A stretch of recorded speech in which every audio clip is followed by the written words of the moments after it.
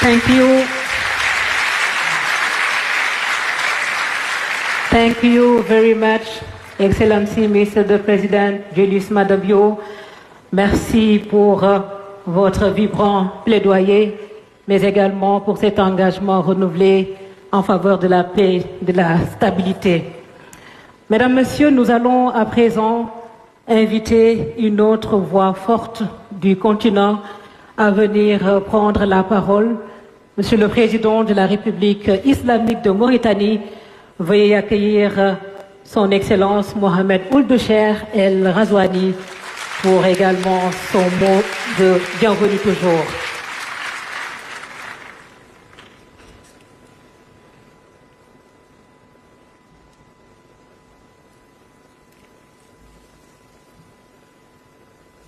Monsieur le Président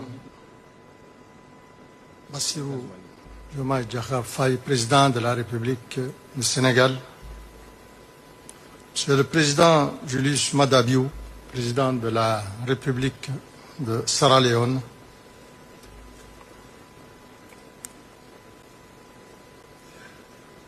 Monsieur le Président, Monsieur le Premier ministre, Monsieur le Président de l'Assemblée nationale,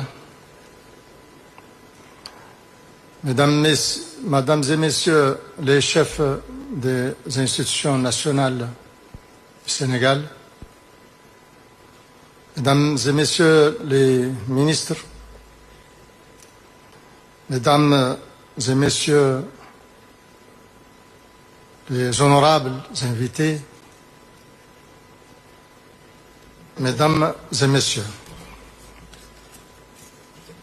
je voudrais tout d'abord adresser mes sincères remerciements à mon frère, son Excellence Bassirou Diomaye Diakhar Faye, Président de la République sœur du Sénégal,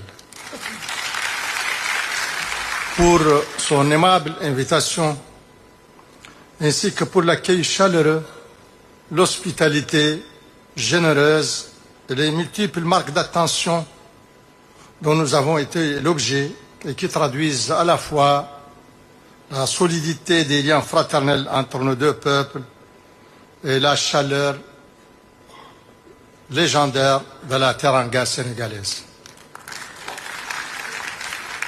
Je tiens également à exprimer tout le plaisir qui est le mien de prendre part au Forum international de Dakar.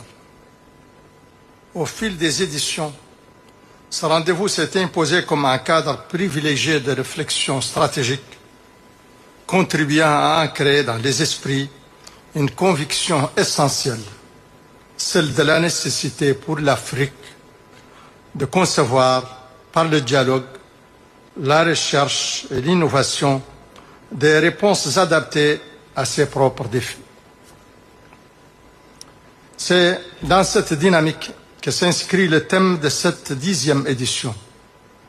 L'Afrique face aux défis de stabilité, d'intégration et de souveraineté.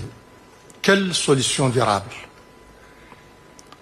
Ce thème, à travers le mode spécifique de formulation choisi, nous dit incidemment que la question centrale aujourd'hui n'est pas celle de faire un état des lieux des défis liés à la stabilité, à l'intégration et à la souveraineté, déjà largement documentés tant dans leurs déterminants que dans leurs effets. La question qui nous est ainsi posée est claire. Quelles sont les solutions envisageables pour relever ces défis et pour réaliser notre objectif stratégique commun, construire une Afrique stable, intégrée et souveraine? Mesdames et Messieurs, la stabilité nous renvoie à la capacité des États de préserver leur cohésion, leur équilibre et leur fonctionnement régulier malgré les perturbations conjoncturelles, sociales, politiques, économiques ou sécuritaires, internes ou externes. Or, force est de constater que cette capacité demeure, dans de nombreux cas, fragilisée. Fractures sociales, tensions identitaires, déficit de gouvernance, rupture institutionnelle, vulnérabilités économiques, effets de changement climatique et expansion de groupes armés non étatiques constituent autant de facteurs qui mettent à rude épreuve la cohésion de nos sociétés et parfois même la pérennité de nos États. Face à cette instabilité endémique qui hypothèque toute possibilité de développement, une réponse exclusivement sécuritaire ne saurait suffire. C'est pourquoi une approche plus globale s'impose. À cet égard, plusieurs axes d'action apparaissent essentiels. Améliorer la gouvernance politique, économique et sociale. Apaiser la vie politique par le dialogue et le consensus. Renforcer l'état de droit. Consolider des systèmes démocratiques capables d'assurer une alternance pacifique. Garantir un accès équitable aux conditions de vie dignes. Garantir dans l'équité l'accès de tous à des conditions de vie décentes, conditions indispensables pour prévenir les inégalités, les fragilités et les risques d'instabilité. Et investir résolument dans la jeunesse à travers l'éducation, la formation et l'emploi. Cependant, au-delà des stratégies et des actions mises en œuvre au niveau des États, une évidence s'impose. La stabilité du continent reste tributaire de notre capacité à mettre en place des mécanismes d'action collective et des dispositifs efficaces de coordination, de mutualisation de moyens et de mise en synergie des efforts. Dans cette optique, il est impératif de consolider les mécanismes de coordination continentale, notamment à travers l'Union africaine, en modernisant ses instruments juridiques, en renforçant son architecture de paix et de sécurité et en optimisant des dispositifs tels que le système continental d'alerte rapide ou la force africaine en attente. Toutefois, si la stabilité constitue un socle indispensable, elle ne saurait être durable sans un second pilier fondamental, l'intégration africaine. En effet, dans un monde marqué par l'intensification des interdépendances, aucun État ne peut, isolément, relever les défis de la mondialisation, de la fragmentation des chaînes de valeur et des mutations géopolitiques. Pour l'Afrique, l'intégration n'est donc pas une option, elle est une nécessité. À ce titre, la mise en œuvre effective de la zone de libre-échange continentale africaine, la ZLECAf, représente une étape décisive en favorisant le commerce intra-africain, en facilitant la circulation des biens, des services et des personnes. La ZLECAf constitue un levier majeur de transformation économique. Néanmoins, il convient de reconnaître que la faiblesse du commerce intra-africain ne s'explique pas uniquement par les barrières tarifaires. Elle tient également à des facteurs structurels, tels que le faible niveau d'industrialisation, la faible diversification des économies et la prédominance des exportations de matières premières.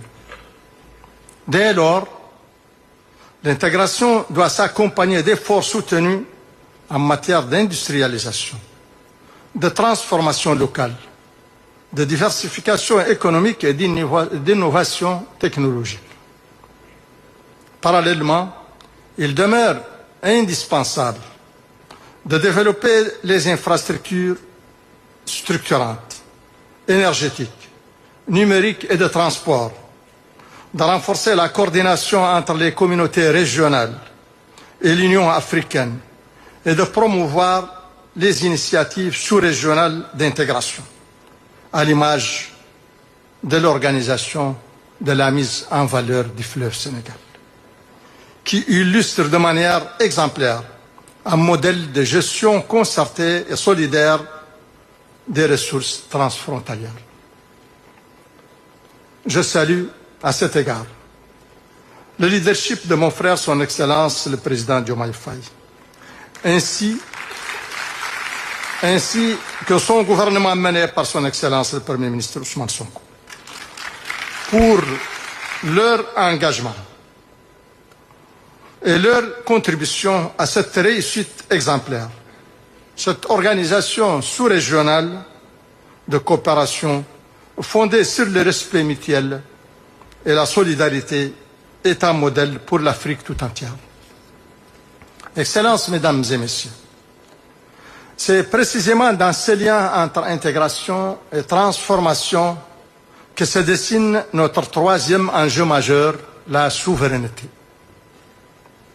La souveraineté, dans sa conception traditionnelle, entendue au sens de liberté absolue de choisir et de décider sur son propre territoire sans dépendance ni pression extérieure, n'est aujourd'hui qu'une simple notion théorique. Il n'y a pas une souveraineté, mais autant de souveraineté que de niveaux de dépendance envisageables. Souveraineté alimentaire, souveraineté énergétique, souveraineté hydrique, souveraineté économique, souveraineté numérique, souveraineté sanitaire, etc. Dans un monde marqué par des rapports de force et d'influence, la souveraineté ne peut plus être comprise comme une indépendance absolue, désormais largement illusoire. Elle réside plutôt dans la capacité de nos États à maîtriser leur dépendance et à réduire les vulnérabilités et à renforcer leur résilience. Elle se mesure aussi par notre aptitude à sécuriser nos ressources stratégiques et à peser concrètement sur les dynamiques internationales. Quand je dis ici nous, je veux dire nous, États africains. Dans cette perspective, l'intégration africaine s'impose comme un levier central de souveraineté. En limitant les dépendances extérieures, en renforçant les complémentarités régionales et en amplifiant la voix du continent sur la scène internationale, l'intégration offre à l'Afrique les moyens de mieux défendre ses intérêts, de jouer un rôle plus affirmé et de contribuer de manière plus significative à la gouvernance mondiale. Ainsi, stabilité, intégration et souveraineté ne doivent pas être envisagées séparément. Elles constituent les trois dimensions indissociables d'un même projet historique pour l'Afrique. C'est à cette condition que les ambitions portées par l'agenda 2063 pourront se concrétiser. Une Afrique stable dans ses institutions, intégrée dans son économie et souveraine dans ses choix. Convaincu que nos échanges permettront d'approfondir et d'enrichir ces pistes de réflexion, je voudrais, en conclusion, renouveler encore mes remerciements à mon frère, son Excellence le Président Bassirou Diomaye Faye, et souhaiter plein succès aux travaux de cette 10e édition du Forum de Dakar. Je vous remercie.